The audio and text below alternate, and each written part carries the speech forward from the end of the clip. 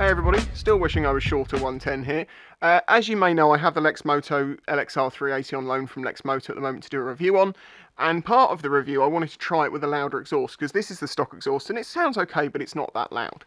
So I said to Lexmoto, hey, do you fancy sending me over one of the Lextek exhausts and we can fit it on and see what it's like? I was only imagining a slip-on. And they came back to me and said, well, we've actually got a full system and a replacement ECU if you want to try that out. And I was like, yeah, I think I would like to try that out. I've done a quick sound comparison video between the stock end can and just putting a slip-on on, nothing else. I didn't actually have the link pipe, the proper one, to mount it in the right way, but the sound comparison is basically going to be the same. In this video, I'm going to be stripping this bike down, showing you how to do that, and fitting the full system and changing the ECU. Full honesty and disclosure, as with all my videos, I currently have this bike on loan from Lexmoto to do the review. The Lextek exhaust has been sent to me by Lextek to put on the bike, but I don't own either of these. They're going back when the bike goes back. But I did say to Lextek, would you mind sponsoring the video, because obviously it's going to take me a bit of time to film all this and fit the system, and they said sure. So thank you very much to the sponsor of this video, Lextek. Right, well I guess we need to strip this bike down then. Let's get on with it.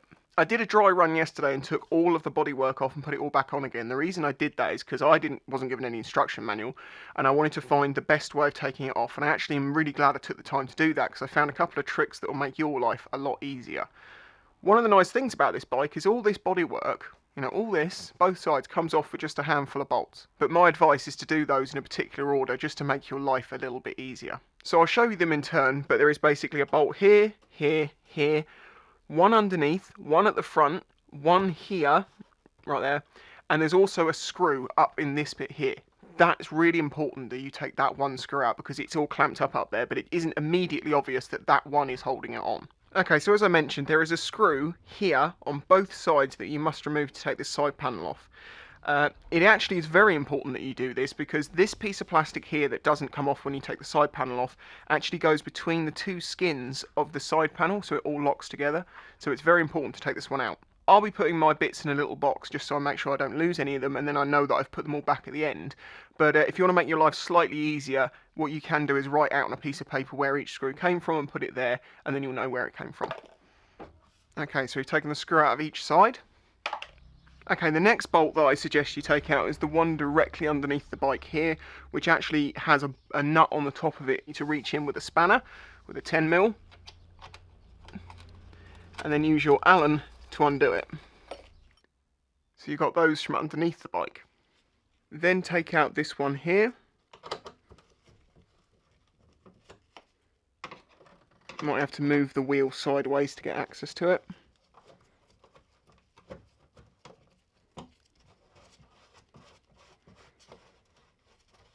That one's out. Then you want to take out either both or just one of these, because this piece of plastic in here, this protector guard, is actually attached to both sides. So if you take one out, you can take that off with the other piece of bodywork if you so wish. So you can take both out. I'm just going to take one out because it seemed to work before. Okay, so that's that one out as well. Okay, next I'm going to take out this lower one.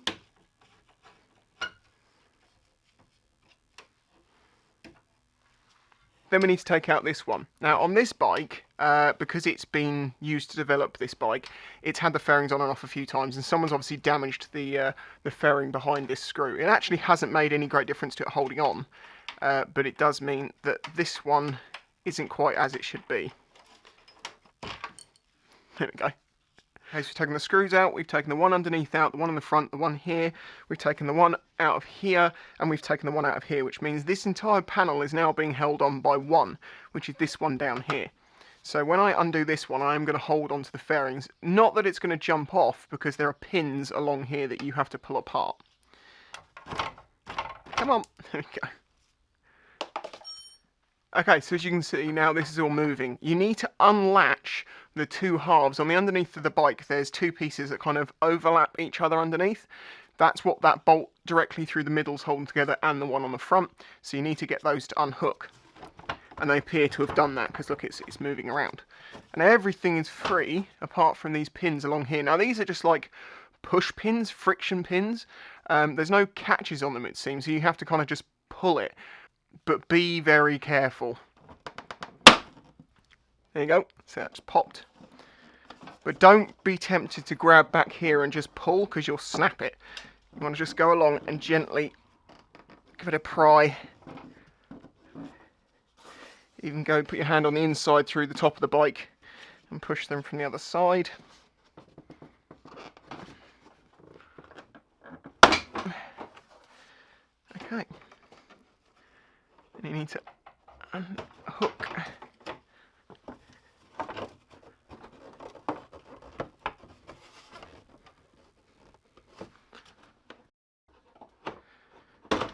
There we go. Put that panel somewhere safe, and I don't mean right next to where you're working. You're liable to step backwards and stand on it and do damage to it. Put it way away from the bike where you're not going, and then only go and get it when you need it. So now all we need to do is repeat that process for the opposite side. We've already taken that screw out, as I mentioned. The middle one is obviously gone already. This one we don't need to worry about because it's actually holding onto that part. So the only two on this side we need to remove, three even, is this one here, this one down here, and this one back here. And again, I'd leave this one till last.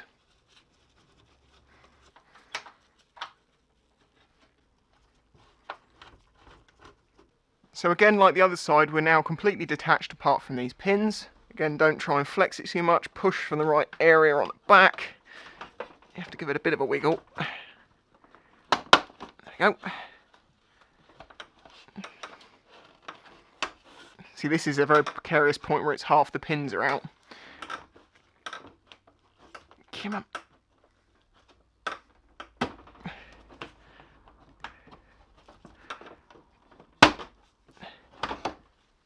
And there we go, that side's off as well. And this is what I meant about this middle piece. As you can see, that will come out if we undo that bolt, and it's probably best if you do, but I knew how it came apart and I was happy to leave that in place. Okay, obviously the reason we're taking all these panels off is because we need to get to the manifold pipes, you know, the bolts at the top of the engine to take the exhaust off. You're not going to be able to do that with the fairings on. I was concerned for a moment you might need to take the radiator out of the way, but you don't need to do that. But it is a very tight squeeze to get onto the back nut on the manifold. There's only two on each, one's accessible, the other one's a bit hidden. I'll try and show you the best I can. Before I come to undoing these though, I want to take the back end off. I want to take all the can and everything off to take any pressure on the system off, so when it comes to removing it, it's going to be a lot easier. So I've just got to reposition the bike. Anyway, first thing to do is to take a 10mm and just loosen off this strap. Slide that out of the way. You're then going to need a 14mm spanner and a 14mm socket, because there is actually a nut on the back of here that you need to hold on to. So that's the nut that comes off. So then all you need to do is hold on to the exhaust carefully, pull the bolt out, and then pull and wiggle. So just to be clear, it actually belongs on that side, not the front side.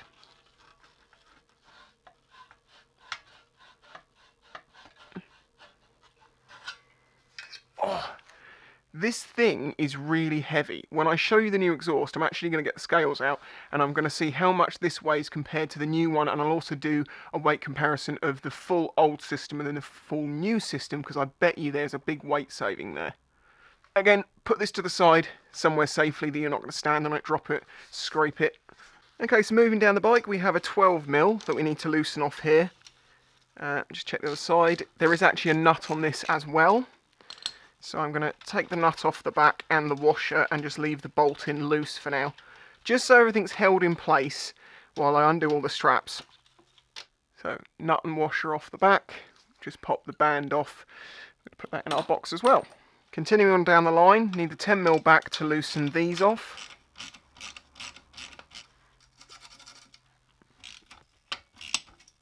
I would advise, having just undone those, because those clamps are directly underneath the bike, they get a little bit of crud on the threads and stuff. I'd clean those threads off before you try and doing it. It was a bit crunchy.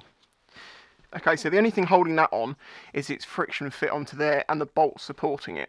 I want to undo the manifolds before I take this apart, because I just want to make sure that they've got the flexibility to move so we can pull this off. Okay, so these are what we've been trying to get to, the manifold studs and nuts. As you can see, we can see this one nicely here. Unfortunately, you can't really get a socket in on it too easily. unless you've got something that's a bit bendy because of the angle of the frame that's here. That's the easy one. The more difficult one is actually on the opposite side under here. On both sides, the inside ones are a bit hidden. I don't see any socket getting in there. You're going to have to use spanners, I'm afraid. It's a 14, and thankfully on this, they are not tight. Okay, so I've got that loosened off, and I'm going to leave it just to hold this on. The one on the other side, I can't get the camera in there. You're just going to have to believe me that it's on the other side.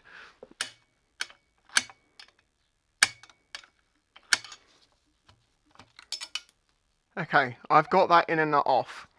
If these were old and seized, that would be much harder. So I really emphasise using some sort of anti-seize on these. I'm now repeating the exact same thing on the opposite side. These are a 13mm nut, by the way. Okay, I have the other two off the other side as well. Now we need to do the O2 sensors. On each manifold pipe we have an O2 sensor here, and the other one is here. The cables from these run up on the inside and go up somewhere underneath the tank. Now, the proper way to do this, because obviously you need to unscrew this and screw it in, and there's a wire on there and you don't want to twist it. The proper way to do this is to unplug it, to unscrew it, re-screw it in, and rerun the cable. However, there is another way of doing it, which isn't the best way, but can work fine, which is count how many twists it takes to come out, then you pre-twist the cable in that opposite direction of screwing it in, so when you put it back in, you take the twists back out. If you're going to do that, make sure you do it right, and double check the cables afterwards that they're not twisted. Something else I want to add in about my little technique of pre-twisting the cables. If you've only got a short cable on it, you won't be able to do that. This has got a very long straight cable, so those 4 twists over, 10 inches isn't so bad as if you were trying to put 4 twists into, say, 3 inches, because you're probably going to damage the cable or the sensor. Just want to make that clear. That may not be applicable to other bikes. So this is a 14mm. Okay, I've now got them both out. What I would say is undo those before you loosen off the manifolds, because one of them was nice and easy to undo, the other one wasn't. It was made harder by the fact that this was loose, so I'd say crack off the O2 sensors before you undo the manifolds. It just makes your life a bit easier that way. Okay, so if we now remove this bolt that we just left in, and ideally I want to get these apart. Just gonna wiggle, wiggle. Wiggle, wiggle, wiggle. Okay, so that's half out. That's the mid. All out. So what we need to do now is feel inside this edge and find the old gasket. Okay, so before we fit the new exhaust, let's have a little look at it and also do a weight comparison just out of interest. This is the silencer I've been sent. There's some information about their lifetime warranty.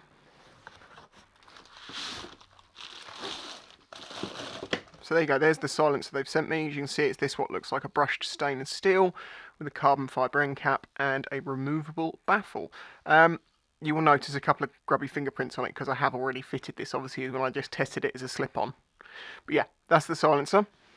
Here is the mid pipe, 2 manifolds, and then there's the link pipe. This link pipe goes to this system. If you wanted to keep your original manifolds and mid pipe, you would need a different link pipe to connect the silencer. Just be aware of that. Also note, this was the development exhaust used on the bike, so this is why this is already this colour. It has been used. When you get it new, it'll probably be more of a clean silver, but it will go this colour with heat eventually. And obviously with the exhaust, you also get the strap and the clamp and all the bits that you need. So the stock can alone weighs 3.2 kilos. The Lextek replacement, and I am going to include the strapping because that is also attached to the stock one. That comes out at 1.8 kilos. Yeah, I knew there was a big weight difference. Okay, so now let's weigh the old stock exhaust pipes. So the 2 manifolds come to 1.6 kilos. We'll add on the mid. And we are up to 3.2 kilos. The 2 manifolds from the new one. Make sure they're fully on. That is 1.2 kilos.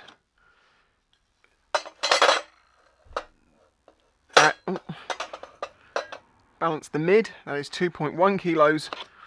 And we'll put on the link pipe as well, and that is 2.5 kilos. So the total of the stock system is this, and the total of the new system is this. They've also sent me a bag full of miscellaneous parts, which will be the gaskets for sealing the exhaust into the manifolds. We have a long bolt here, we have another bolt here, we have a piece of rubber, well actually it's plastic, and we have some springs which actually join the pieces together and hold them together. As I say, they have not sent me an instruction manual, so I will have to work out where this all goes and what it's all doing. But the first thing I need to do is pop these into the manifold holes and get the manifolds loosely fitted. Okay, this is again one of those hard to film angles, but I'll do my best. I've just made sure there's no remnants of an old gasket inside here, and there wasn't. There just appears to be some sealant on the old exhaust. We now have these gaskets which you put in place. You can use a tiny dab of grease on these when you put them in to help them hold in place. It will smoke a bit when you first start the bike up, but I'm going to try and do it without because I actually haven't got any grease.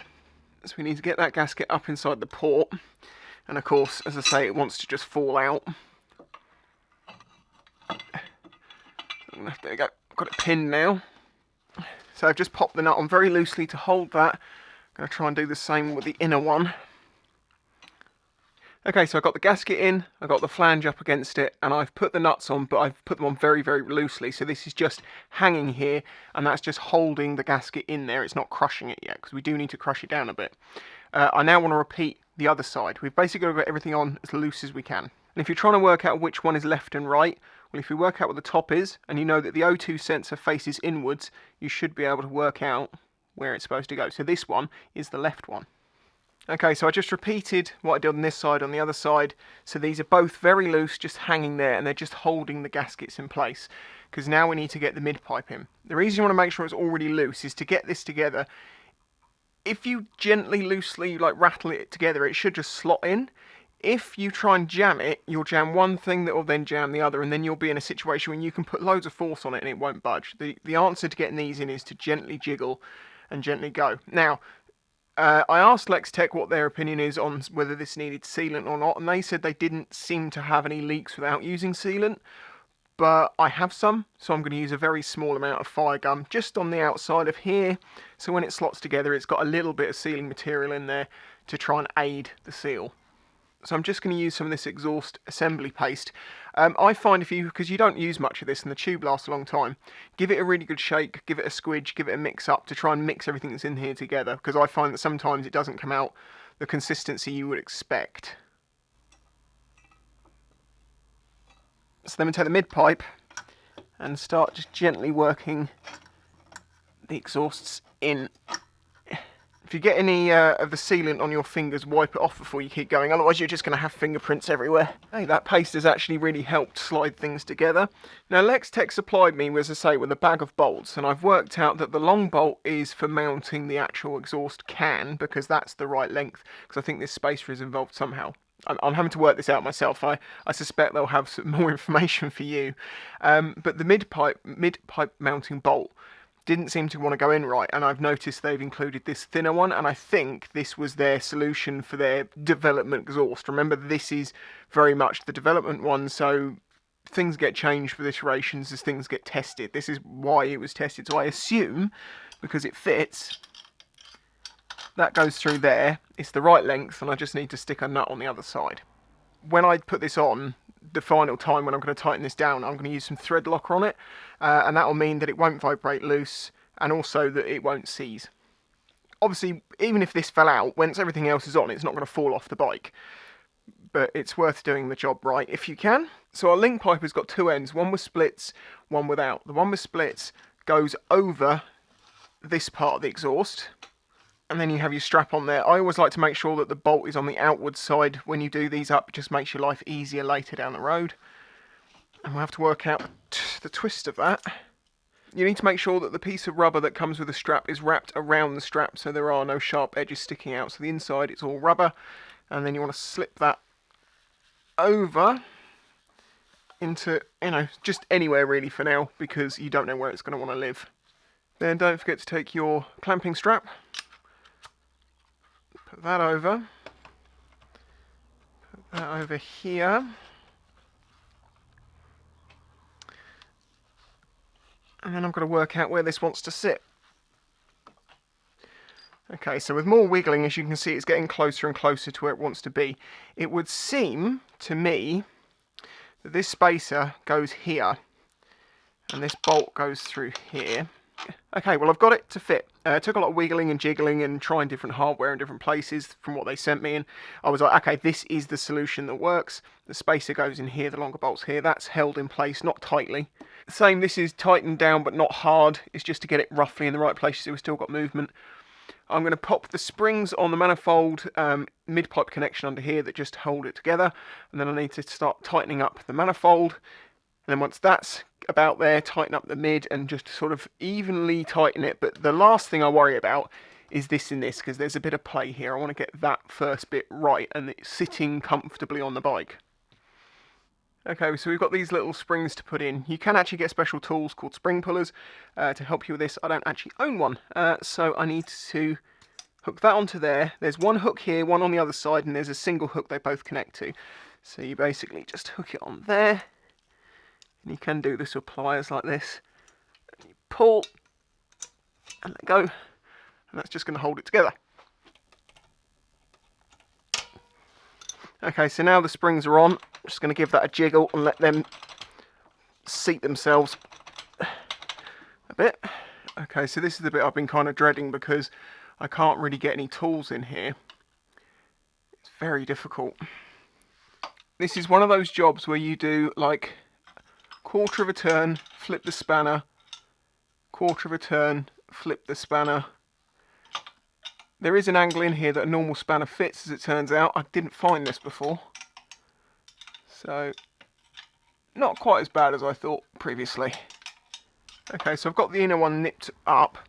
And as I say, this is not the ideal way of doing this, but access is access. So now what I want to do is tighten this side down and let that crush the crush washer. Or crush gasket, should I say. Okay, that feels nice and solid. As I say, by the book ways of doing things, that's not the way you do this. But I can't see a way around it. And I'm going to see if it leaks afterwards as well. If it's made the seal, it's holding in the right place, everything seems to be in the right line, then I guess we're okay. I just need to repeat that on the other side. But again, that's very difficult to show you, so I'm just going to quickly do it. So that's both sides tightened down. Everything seems okay still. So now I'm going to look at getting these O2 sensors in. As I mentioned before, you should take them out to do this, but I know it's 4 turns out, so I'm going to do 4 reverse twists, and then when I screw it in, it should straighten itself back out.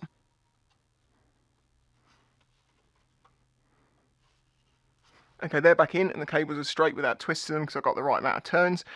I really don't advise you do it this way. If it's your bike, seriously, take the time to take everything off. You have to understand that for filming purposes, this takes 5 times longer than the time that you do it. Right, okay, so I've just put a little dab of Loctite on this nut, and then I'll do this one up. If I had some Nylock nuts, that would be much better.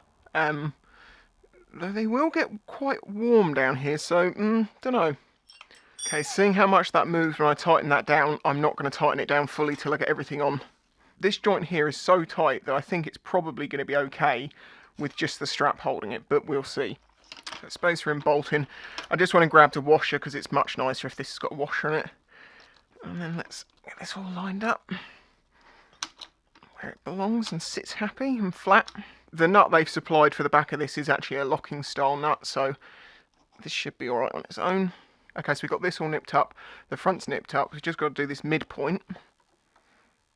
Okay, so that's tightened up. Back to a 14 for the band.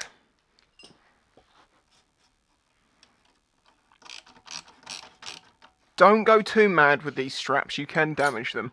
They will provide an awful lot of clamping force with what feels like a small amount of pressure on here. So if it starts going like ding, ding, ding, ding, it's the metal straining, you've probably gone too far.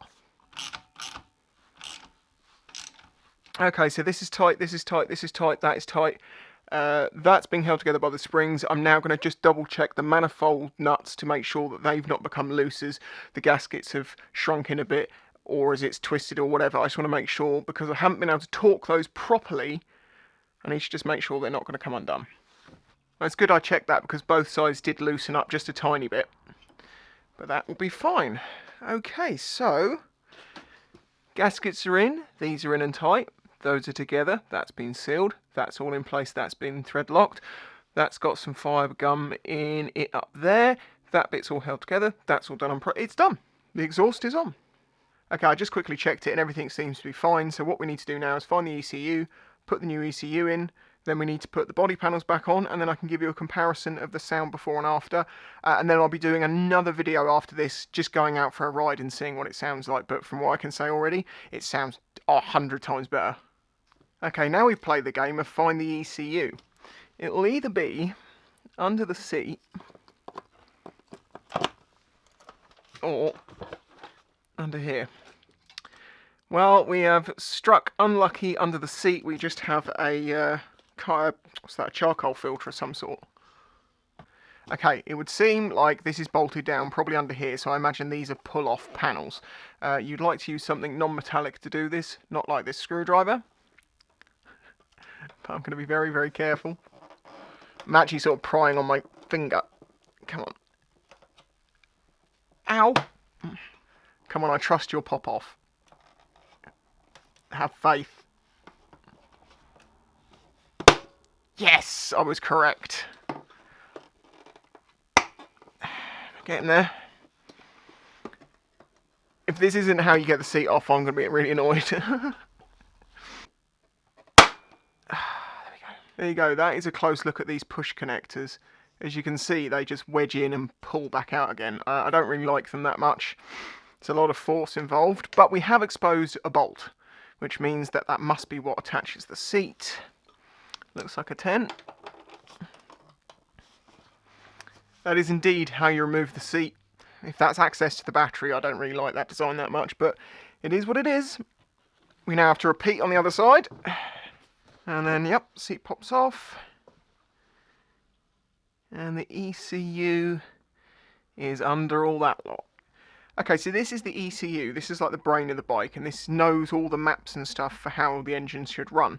You can change how much power and stuff you have by changing this. This one's been developed to go with this exhaust, and I believe, well, the claim is that it adds 9 brake horsepower, which would be about 25%. Now, if it does add that much, my 0 to 60 time that I did before should drop significantly. Otherwise, we'll just see. It is theoretically possible that this particular ECU would make this bike no longer A2 legal. However, they've said that they can make one which would retain the bike into its A2 legalness, but up the power a little bit. But that's something they're sort of working on, I believe. Anyway, what we need to work on is getting this ECU out. So we've got some sort of auxiliary cable going over there. We need to get out of the way. Oh, these are nice connectors on here. Look, I like this style of connector. Get out of the way. God. How little can we get away with removing? That's the real question. I might disconnect the battery as I'm unplugging and plugging in the ECU. It just might be an idea. Undo the screws.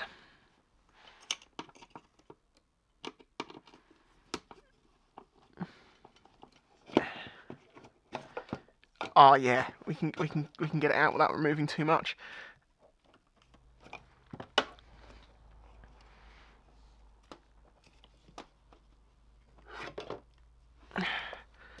That's 1. 2. I've got the new ECU. It even says black and grey on here, so that's good, so you can't get that wrong.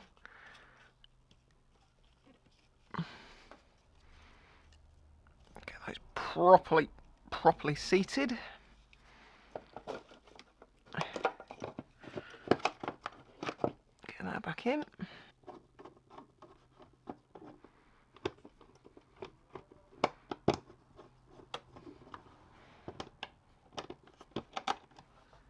Connectors reconnected. before I put this bike back together, I'm going to test that it runs. But you won't see that bit because it will give away the noise. Just double check everything's plugged in, that's screwed down, that's all in the right place. The cables are where they were before. So now it's just a case of popping the bike back together, which shouldn't be too difficult or too time consuming, surprisingly. When you need to put a bolt in like this one, where you have to kind of hold the seat in the right place to line up the hole, make sure you get it screwed in by hand first, because if you don't, you're going to be in a world of cross-threading. If this was my bike, before I put the fairings back on, I'd make sure that all the engine bay and everything was nice and clean and protect it with something like ACF 50, because you don't take these off that often, so it's good to make sure you have some protection under there in between doing work. So what I'm going to do is I'm going to put the opposite side on, because it's got this bit I've left on it first. It's just a reversal of the process before, and I'll show you how you link up this front bit on the other side and the bottom bit. But other than that, it's just a reversal of what you saw before. Okay, so as before, I've got it loosely attached. I now need to get the other side back on, and I need to make sure that this piece here overlaps the way that it wants to, and it all sort of clicks back together again. That's much easier when the bottom of the other side fairings is loose. So, let's say, I have it attached to the bike, but so it's not like rigid. Okay, so as you can see, because we took that screw out, the inner and the outer of the fairings comes apart. This piece here, this hole here, goes between these two. So what you do is you separate them out, slide one behind, one in front, and you'll see it all lines up, and then the catches start to go in.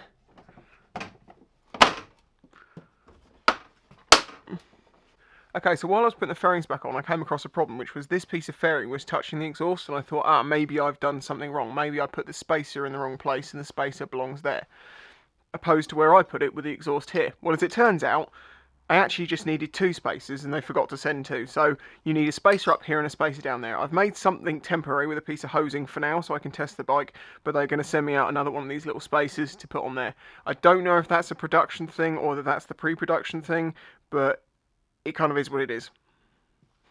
Okay, well there you go. Job done. That wasn't massively difficult, to be honest. Getting the fairings off, as you've seen, is actually relatively easy. The exhaust fitting up was probably made a little bit more difficult by the fact that this is the development one. This is like pre-production, so there will be changes made. And then obviously not having all the correct parts necessarily, because obviously this was on this bike, was taken off, put in storage, and then they had to get all the bits out that they fitted it on with, and at some point one of the spaces got lost. So otherwise it would have been obvious where it went. Of course, all of you want to know what the sound comparison is like, and I'm going to end the video with that. So before I go, there's a few things I just want to say. If you've enjoyed this video, please remember to like it. If you're not subscribed, hit that subscribe button. Huge thanks to Lextek for sponsoring this video. Huge thanks to Lexmoto for lending me this bike to do the review on. I am going to be doing the review next. I know some people might say, but you've just put an ECU and stuff into a bike that you're about to review. No, I've been riding this bike for months. I know what to think of it as a review. I want to be able to compare this in the review. So the only way I can do that is by fitting it now before I do that review, because I think it is relevant that you can do this, because I'm being led to believe that there is a definite power gain here that could even put it above the A2 point. So it would be very important to include that, I think. Massive thanks, as always, to my Patreon supporters. If you want to help out my channel, please consider joining my Patreon for as little as $1 a month. And of course, I will be doing videos on this bike with that exhaust, and I'll tell you what I think about the power increase. I'm only going to do it through the 0 to 60 comparison times and how it feels. Right, well thank you very much for joining me, and I'll now leave you with the sound comparison. Catch you next time.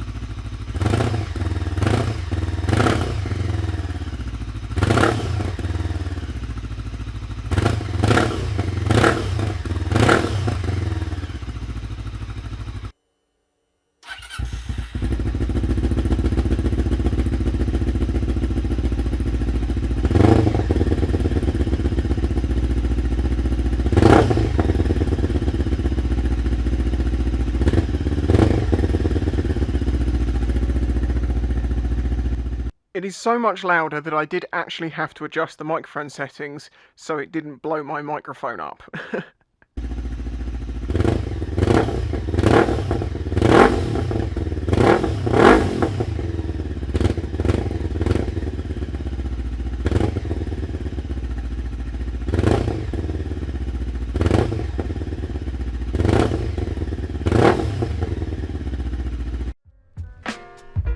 If you enjoyed this video and the other content on the channel, please consider following the links in the description to show your support.